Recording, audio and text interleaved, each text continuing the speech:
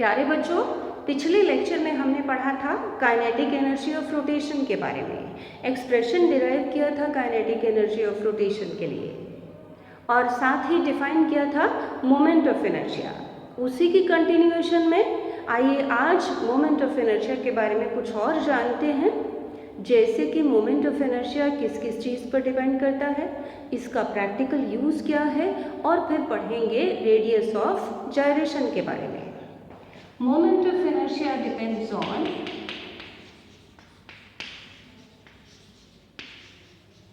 Particle का moment of inertia होता है I is equal to M into R square.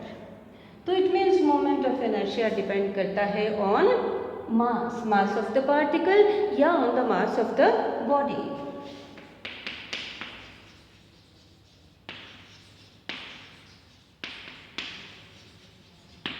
Moment of inertia depend करता है R पर, आर स्क्वायर पर। स्क्वायर इन्वॉल्व है तो इसका असर ज़्यादा है। आर क्या है? Distance of A particle from the axis of rotation. It means कि आर अगर ज़्यादा होगा तो मोमेंट ऑफ इनर्शिया ज़्यादा होगा। मतलब कि पार्टिकल्स अगर दूर दूर हैं तो मोमेंट ऑफ इनर्शिया ज़्यादा होगा। मास अगर कंसंट्रेटेड है एक्सिस के पास तो मोमेंट ऑफ इनर्शिया कम होगा। सो moment of inertia depends upon distribution of mass.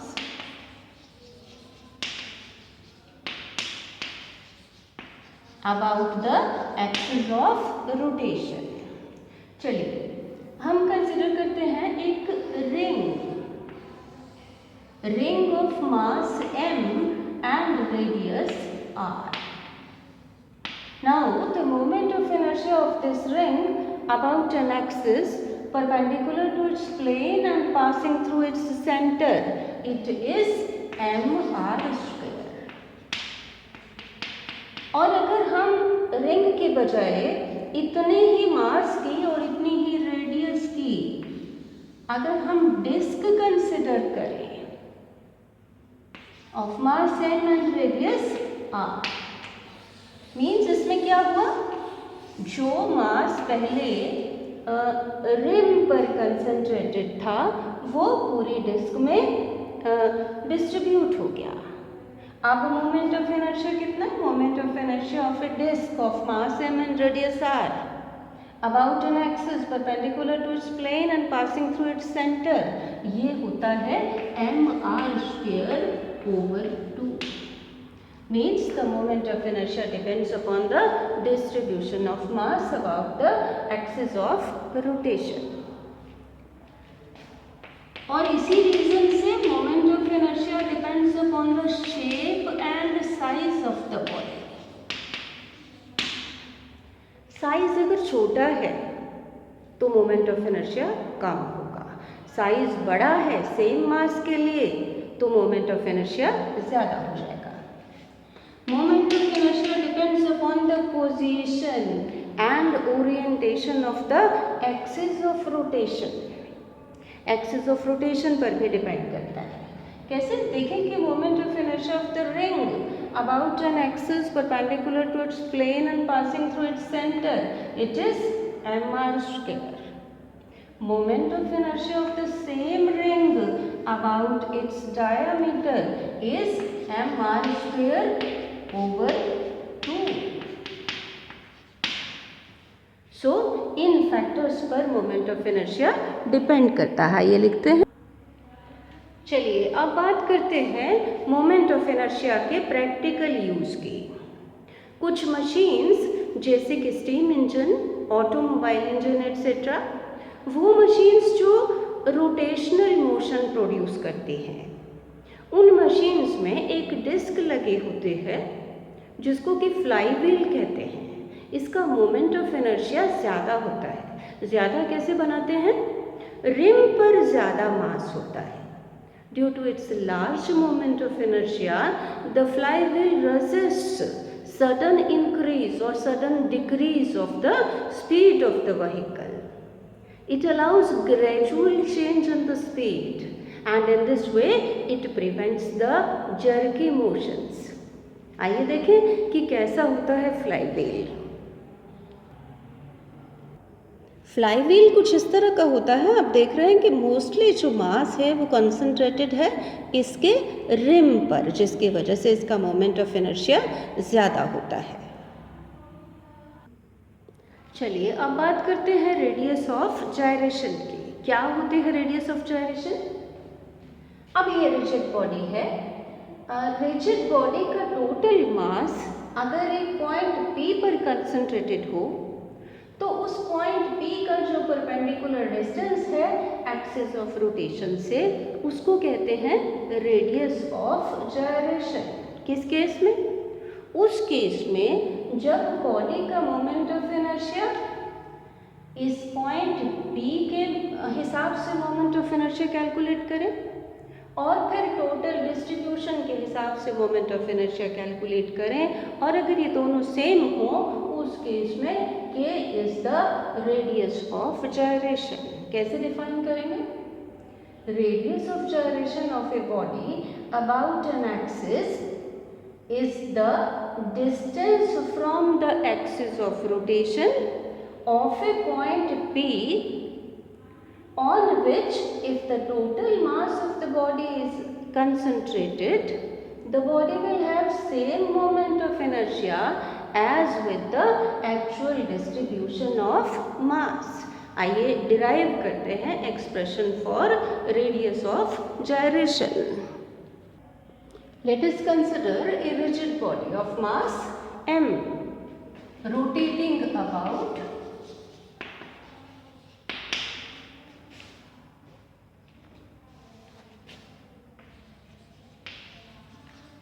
axis xy. Let us find out its moment of inertia. For that, let us assume that the body is made up of n particles and let m is the mass of each particle. Let r1, r2 and so on rn are the perpendicular distances of particles of the body from the axis of rotation. Body का moment of inertia कितना होगा? According to definition, moment of inertia of the body is equal to first particle का moment of inertia m into r1 square plus second particle का moment of inertia m into r2 square. यहाँ हम assume कर रहे हैं कि सारे ही particles का मास, हर एक पार्टिकल का मास सेम है, m है, plus on m into rn square.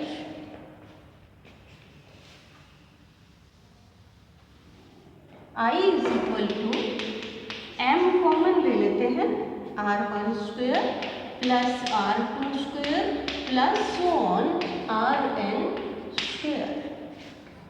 अब इस इक्वेशन को हम n से मल्टीप्लाई कर लेते हैं और n से डिवाइड कर लेते हैं। यहाँ हमने n से मल्टीप्लाई कर लिया,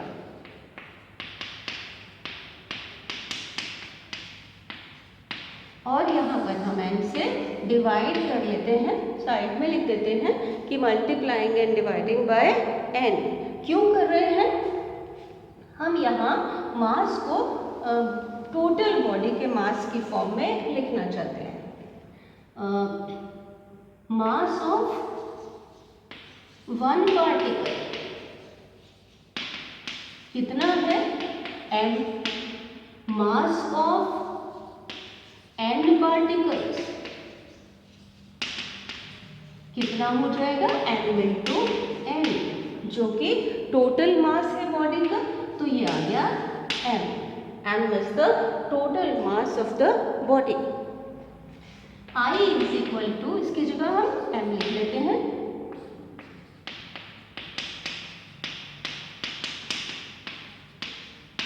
डिवाइडेड बाय n।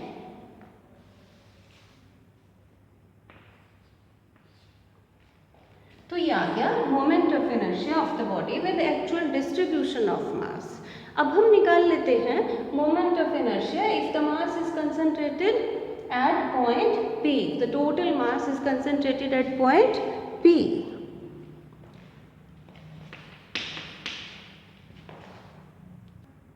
इस मोमेंट ऑफ इनर्शिया को हम कह देते हैं I dash is equal to, इस मास पॉइंट P का जो मास है वो m, capital M, total mass of the body into distance of point P from axis of rotation is k. तो यहाँ पर k स्क्वायर. अब अगर k रेडियस ऑफ gyration है तो I must be equal to I dash. If k is radius of gyration, I dash must be equal to I. I dash कितना है mk square equal to I कितना है m into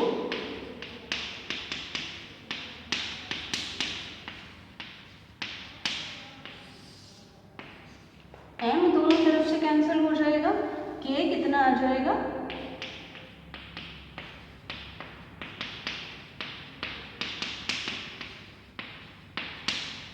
over n square root of it.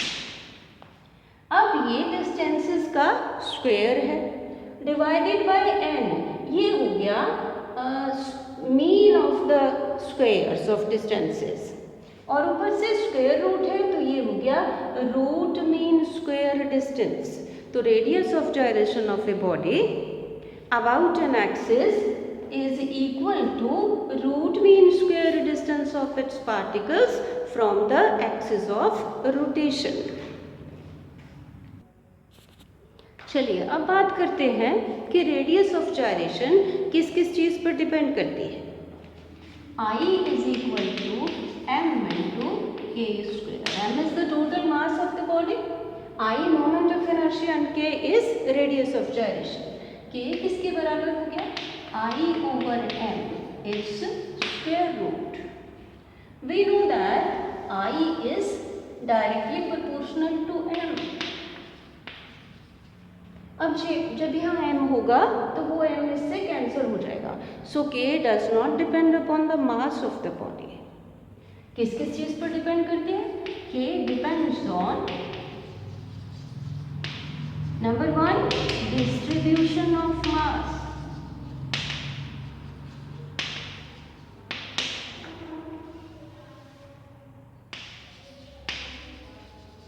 About the axis of rotation. Secondly, k depends upon shape and size of the body.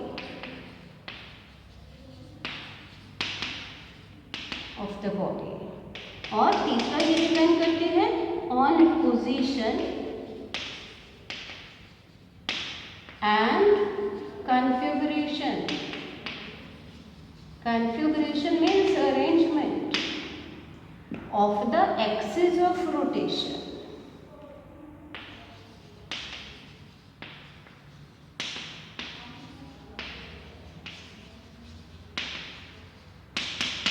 चलिए बात करते हैं इसके SI unit की. अब क्योंकि रेडियस ऑफ gyration डिस्टेंस है तो इसका एसआई यूनिट कितना हो गया, क्या हो गया, इस मीटर. डायमेंशंस क्या हो जाएंगे, n पावर 1 या हम लिख लेते हैं m raise to power 0, l raise to power 1, p raise to power 0 as per convention. तो बच्चों रेडियस ऑफ gyration के बारे में क्या क्या पूछा जा सकता है एग्जाम में. Define radius of gyration, derive expression for it, then its SI unit, its dimensions, and what are the factors on which radius of gyration depends. Thank you.